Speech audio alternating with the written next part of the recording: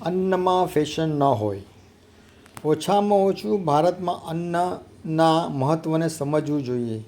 આપણે ત્યાં રસોડાના કેન્દ્રમાં માતા રહેતી. માતાનો અર્થ જનની નથી. માતા એક પદ છે જે આપણી બહેન, પુત્રી, પત્ની, ભાભી કોઈ પણ હોઈ શકે. જે દિવસે ભારતના ઘરમાંથી અન્ન માતા બહેનોના હાથમાંથી નીકળી ગયું, ગૃહસ્થીમાં શાંતિનો દુકાળ પડી જશે. દીકરીને ભણાવવાની સાથે ઘરનું કામ પણ શીખવાડ્યું છે. મેં તેને કહ્યું કે ભલે કરો નહીં, પરંતુ આવડવું બહુ જ જોઈએ. રસોઈમાં સ્વાદ જ નહીં, માતાના હાથે સંસ્કાર પણ ઉતરે છે. આ દુનિયામાં આપણે જે લઈએ છીએ તેનાથી નહીં, પણ જે દઈએ છીએ તેનાથી ધનવાન થવાય છે. ધનને આપણે સાચવવું પડે, જ્યારે ધર્મ આપણને સાચવે છે.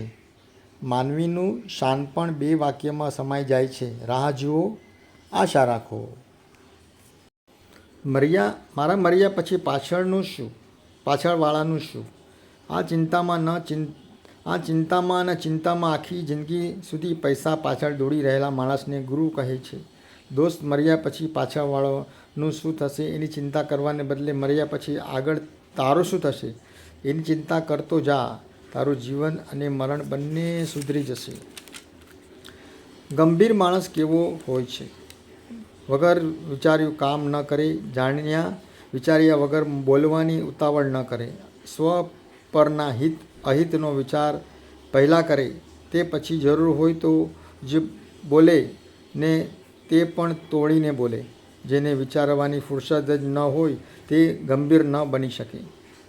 પૂરેપૂરું જાણે નહીં, કોઈ સામેથી પૂછે નહીં, જ્યાં જવાબદારી કે અધિકાર હોય નહીં ત્યાં સુધી ન બોલે તો પૂરેપૂરો ગંભીર માણસ કહેવાય. સત્ય મારી માતા છે અને જ્ઞાન મારા પિતા છે. ધર્મ મારો ભાઈ છે અને દયા મારી બહેન છે. શાંતિ મારી પત્ની છે અને ક્ષમા મારા સંતાનનું નામ છે. આ જ મારા 6 પરિવારના સભ્યો છે.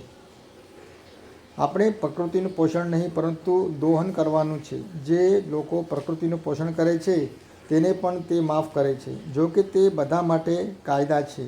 આ રીતે જે સહન કરે છે તે પૃથ્વી છે, માટે જ ધરતીને માતા કહેવાય. મર્યા પછી જે ભેગું ન આવે તેનું શું ભેગું કરવું?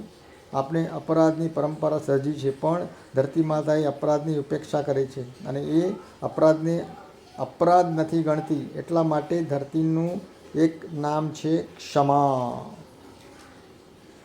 ગુણવાનનું બધા જ સ્થાને પોતાનો આદર કરાવે છે. ગુણવાનનું બળવાન શસ્ત્ર છે ક્ષમા. ક્રોધને જીતવામાં મૌન જેવું બીજું કોઈ સહાયક નથી.